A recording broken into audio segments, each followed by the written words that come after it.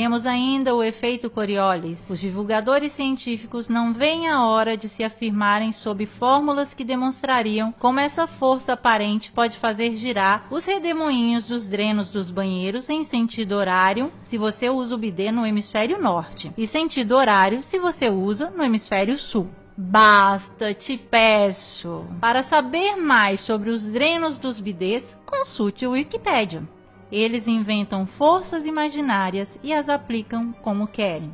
Fazem valer o efeito Coriolis para um tiro de bala disparado no ar que supostamente se deixa agir dessas forças antes de bater no chão, mas não para um avião que deveria também sentir o movimento da Terra e aterrissar assim, porque as loucuras podem ser colocadas em circulação até que se choquem com a parede da realidade. Vamos desmascará-los. Os redemoinhos e os drenos dos banheiros giram ambos os sentidos em todos os lugares, e os aviões podem aterrissar tranquilamente sobre a Terra parada.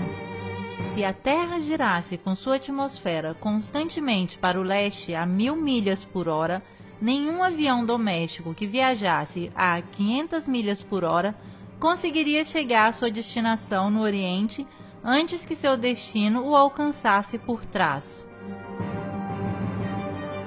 De fato, se refletirmos, a rotação da Terra é invisível. Infelizmente, nós não acreditamos naquilo que vê em nossos olhos porque nos ensinaram um sistema maquiado, o qual nos faz acreditar naquilo que nunca foi confirmado da observação ou dos experimentos. Lembrem-se, nenhum experimento jamais demonstrou que a Terra se move.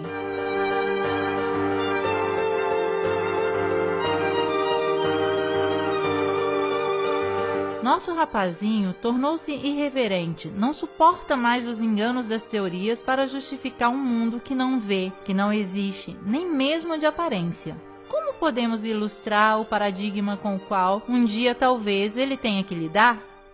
Se chama Terra plana. Um modelo já descrito pela antiga Babilônia, egípcios, maias, incas, navarros, noruegueses, hindu, pelo budismo, ao Corão e à Bíblia. E a Terra, assim como podemos vê-la, acreditando em nossos olhos, plana e parada, com um polo magnético ao norte que aponta sempre para a estrela polar, um equador entre a linha mediana e um imenso círculo de gelo chamado Antártida, da qual se pensa que possam existir outras terras ou onde se inicia a cúpula do firmamento, o nosso universo. Esta é a volta que fazem as luzes siderais de forma concêntrica em torno à estrela polar. Junto com esta cúpula, Sol e Lua, ambos com um diâmetro hipoteticamente cerca de 50 km, descrevem um modo circular em qual se alternam os dias e as estações, mais quentes ao norte com o estreitamento dos movimentos para o polo, ou ao sul, alargando-se o modo para o externo. Se o Sol gira em cima e em torno à Terra cada 24 horas, movendo-se regularmente de trópico a trópico a cada 6 meses, permite que as regiões centrais e setentrionais recebam anualmente muito mais calor e luz solar que as regiões meridionais ao longo da circunferência. Do momento em que o Sol se move mais rapidamente em cima das regiões meridionais, nas mesmas 24 horas que se deve passar sobre a região setentrional menor, sua passagem será em proporção necessariamente mais lenta. Isso explica perfeitamente as diferenças das temperaturas entre Ártico, menos 30 graus de média, e Antártico, menos 60 graus de média, as diferenças de estações e de duração da luz do dia. A explicação das estações assim formuladas parecem muito mais convincentes do que aquela do modelo esférico. Neste, de fato, as diferenças de estações são causadas da inclinação dos eixos terrestres em respeito aos raios de Sol. Teoria que traz o resultado paradoxo que no hemisfério boreal, o nosso, é mais frio quando a Terra está no ponto mais perto do Sol e mais quente quando a Terra se encontra no ponto mais distante. Como pode uma pequena diferença de inclinação influenciar tanto assim quando uma diferença de 5 milhões de quilômetros de distância influencia tão pouco? O rapazinho, já bastante crescido, recorda que nunca foi capaz de entender perfeitamente esta incompreensão. Até que Obama falou da Terra plana. O modo concebido no modelo plano resolve também as incongruências insustentáveis sobre a Lua. A versão mais aceitada nos conta que a Lua gira em torno da Terra com uma órbita de 28 dias. O modelo esférico apresenta, porém, vários problemas de ordem. Primeiro, nos indica uma Lua muito menor que o Sol, enquanto nossa percepção da realidade mostra dois corpos sólidos e de tamanhos parecidos. Segundo, para justificar o fato que vemos sempre uma fase da Lua, o modelo força um improvável movimento sincronizado com a Terra, graças aos períodos de rotação e revolução lunar idênticos. Mas, se fosse assim, não se pode entender como foram provocadas as crateras na fase visível da Lua, uma vez que está sempre virada para nós.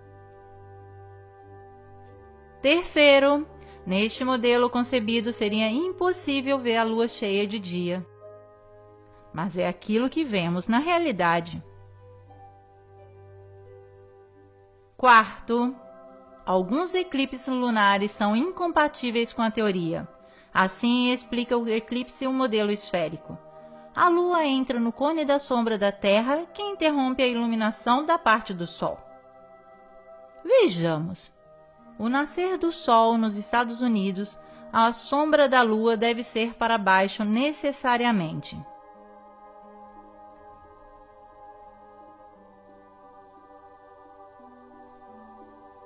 Mas, na realidade, não é assim. Estamos no Novo México, durante o eclipse de 10 de dezembro de 2011. Com o nascer do Sol, a luz do dia aumenta, mas o cone de sombra da Lua está no alto. Ao invés, deveria estar no baixo. Este mesmo fenômeno foi observado com incredulidade em Illinois às 6h30 da manhã. I find very interesting is I was expecting the shadow to come upward across the moon as it would go down and it would pass into shadow, and actually it's going the other way around.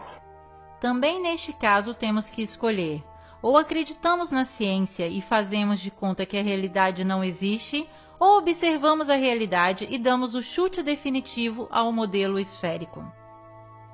No paradigma da Terra plana, a Lua, que seja uma esfera, um disco ou quem sabe qualquer outra coisa, tem uma órbita um pouco mais lenta daquela do Sol, 25 horas. Este é o modelo que nos parece mais plausível. O modelo indicado explica também o eclipse solar, fenômeno que os antigos sabiam calcular perfeitamente sobre a base desta planta, a Terra plana. Agora vamos passar para o Sol. Como o nascer do Sol é o seu lento aproximar-se vindo do leste, o pôr do Sol nada mais é que seu desaparecimento no horizonte visível dos nossos olhos. Nenhuma curva o coloca abaixo do horizonte. O Sol simplesmente some do ponto de vista da nossa perspectiva. Ainda uma vez que a observação da realidade nos dá a percepção exata das coisas. Parece de fato evidente que seja o Sol a se aproximar ou se afastar de nós, girando em uma Terra plana que é o centro do universo a nós visível.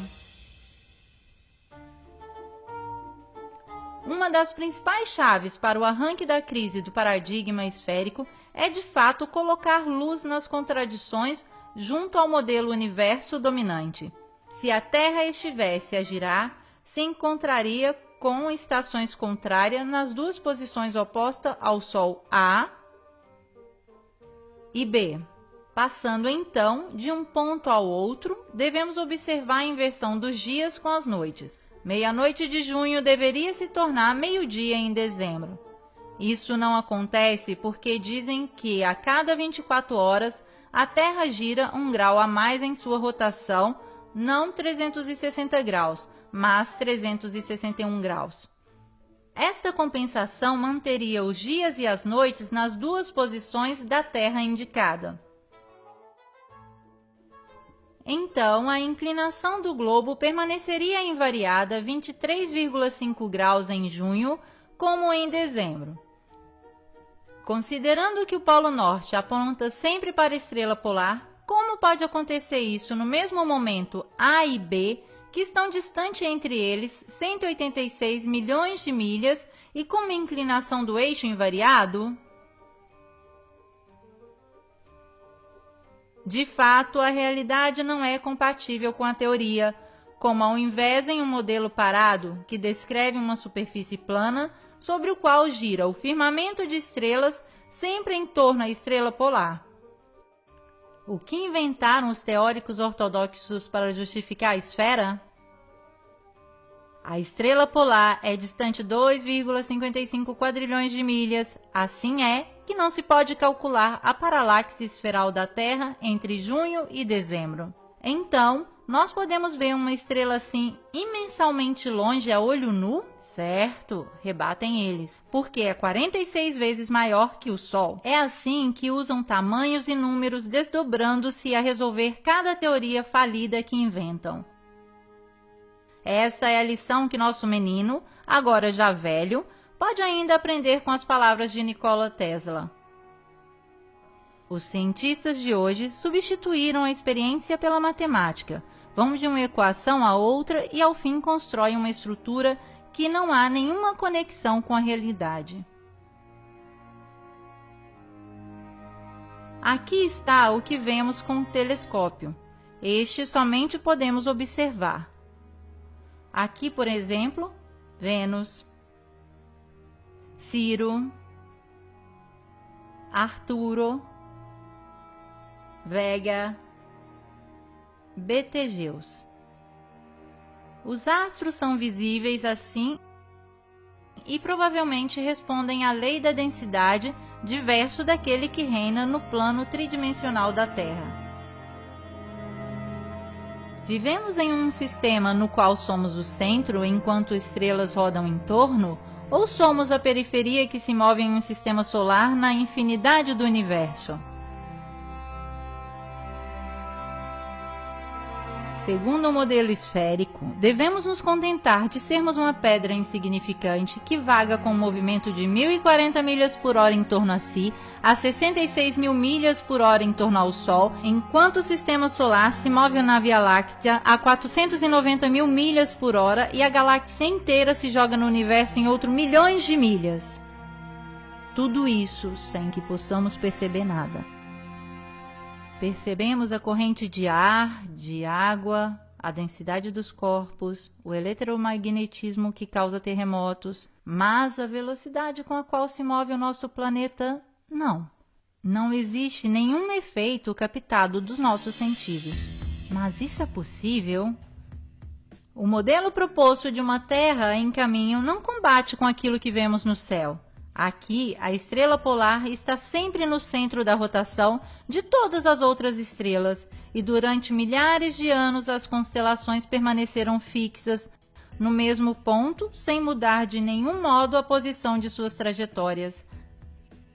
Se a Terra fosse uma bola orbitante em torno a um Sol que se movesse em uma galáxia surgida do Big Bang, como afirma a NASA, seria impossível que as constelações permanecessem imóveis. Baseando neste modelo, deveríamos, de fato, ter um céu noturno completamente diverso a cada simples noite, e as estrelas visíveis não seriam nunca mais as mesmas estrelas por 2 vezes seguidas. Somente se fosse assim, poderíamos render a este modelo a razão. Mas a ciência ortodoxa dispõe do paradigma dominante que foi criado em 2 milênios e o desfrutará o máximo possível, exibindo leis feitas de equações que terão em único escopo de render inacessível a observação do universo e a crítica do modelo imposto.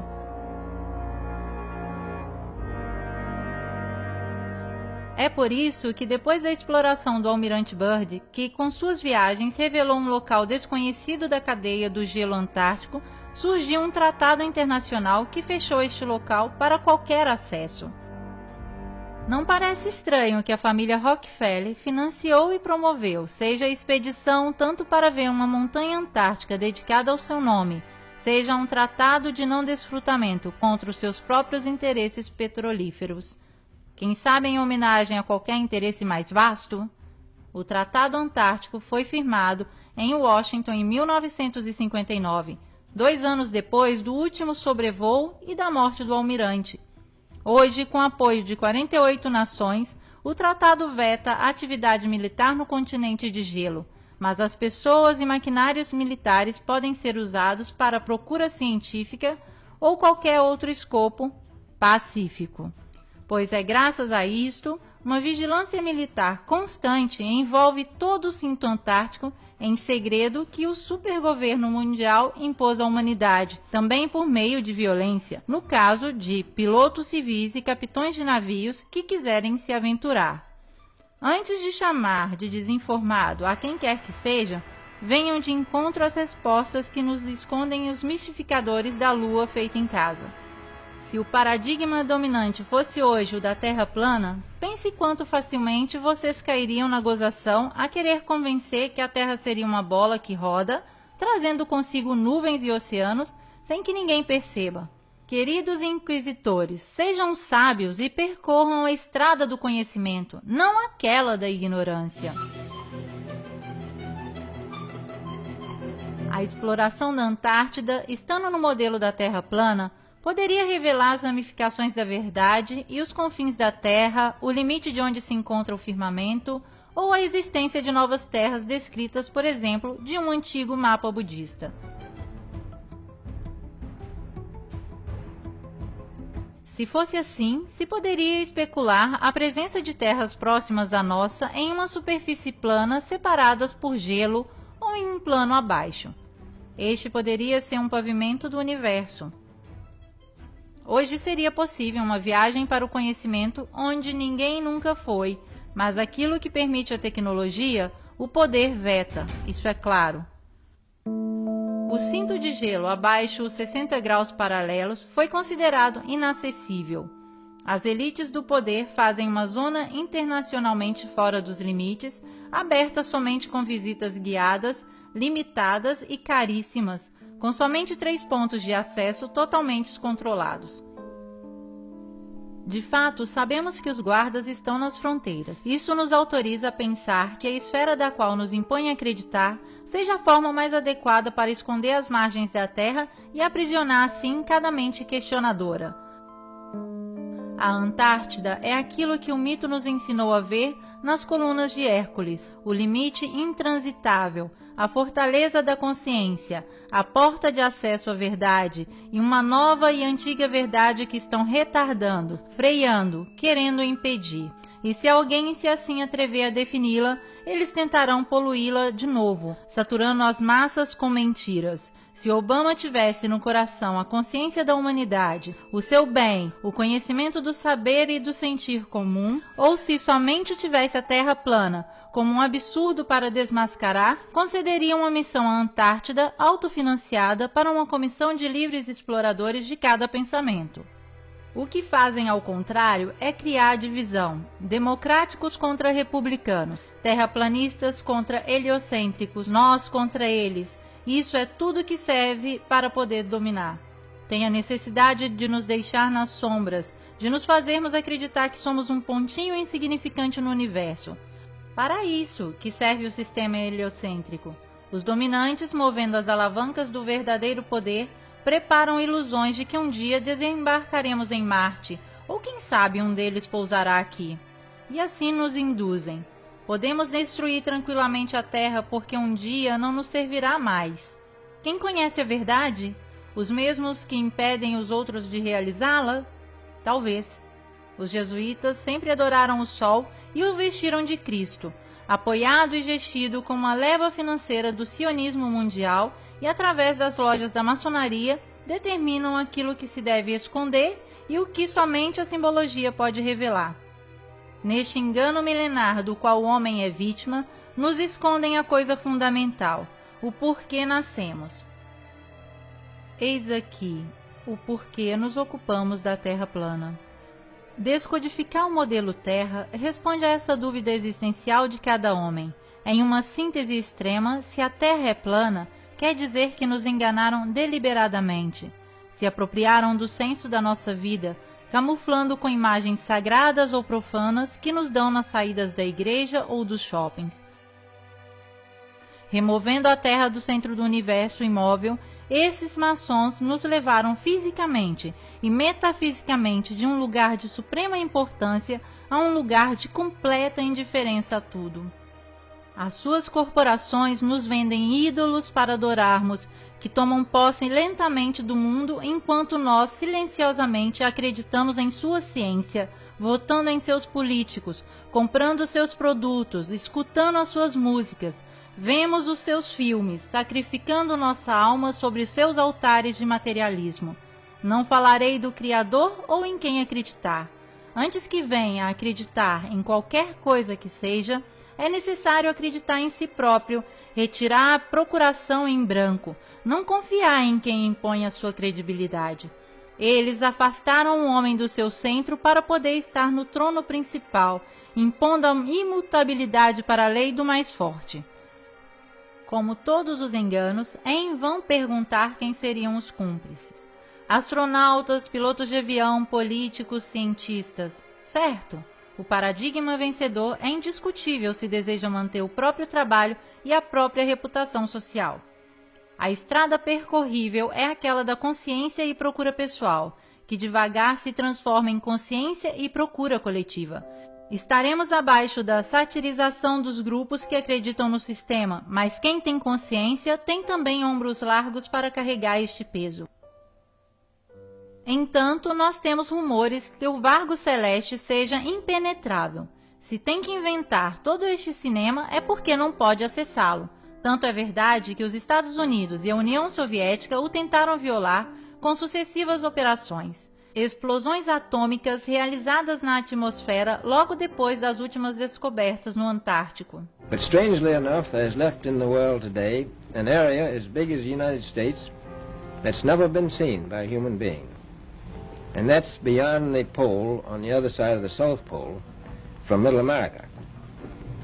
And I think it's quite astonishing. A elite poderia, então, ter descoberto o firmamento e estaria procurando uma forma de ultrapassá-lo. Mas pode o homem querer destruir a própria casa que o abriga? Podemos deixá-los agir assim impunemente? A ciência, escrava dessa intenção, quer se fazer acreditar que está protegendo e não ocultando a Antártica para os escopos do domínio? Vocês podem ser persuadidos assim tão facilmente? Que outra coisa poderia ser essas incursões destrutivas, senão as tentativas de romper a cúpula e ultrapassar os limites impostos para a vida na Terra? Parece estranho falar de cúpula também para mim, mas se até Hillary Clinton o faz, por que nós também não podemos? Por que não devemos nunca dar voz à sabedoria que tinham os antigos ou a essa impressionante e nítida foto tirada na última missão na Antártica? But we are all standing under a glass ceiling right now. O que é essa barreira impossível de superar? Um material super translucente, campos de força, assim chamadas faixas de Van Allen, afirmam eles. Alguma coisa, seguramente, que nem mesmo o foguete arrisca ultrapassar. 3, 2, 1...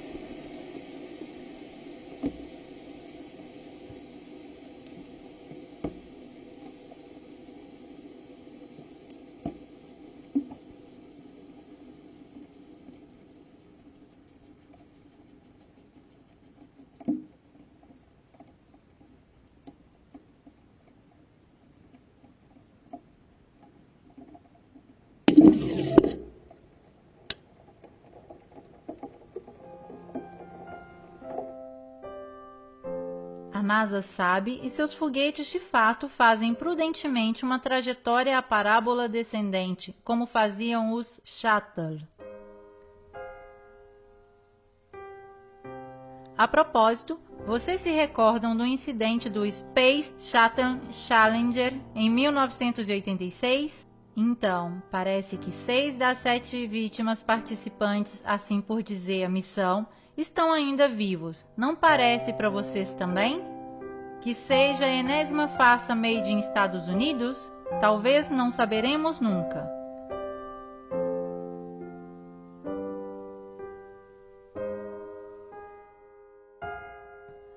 Este documentário não acabará com a revelação de uma verdade em mãos. A verdade que hoje escondem nos é comum também se pensarmos diversamente. Talvez é a nossa grandeza, a importância daquilo que assim cautelosamente a natureza, Mãe Divina, confiou dentro de um firmamento assim infalível, que parece existir como única e grande consciência, uma inteligência que o código divino de Fibonacci parece descrever.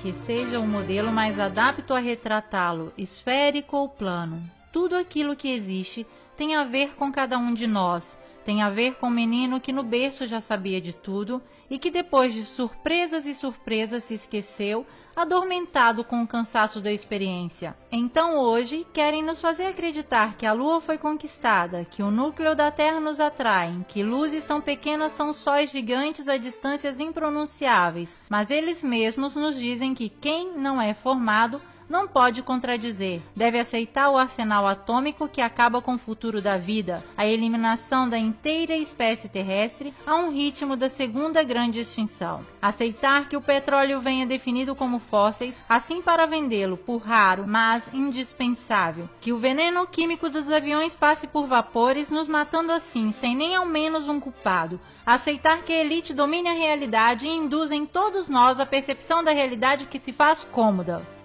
Para nos convencer que a guerra é boa, a competição é boa, o domínio é bom, que a depauperização é boa, a crise é boa, que também as taxas são boas, o mal necessário, se quiserem chamá-lo. Isso é o que estão te fazendo aceitar. O modelo pode se subverter. E a Terra, assim como a vemos, é única, sozinha, inequivocavelmente o tamanho do nosso existir.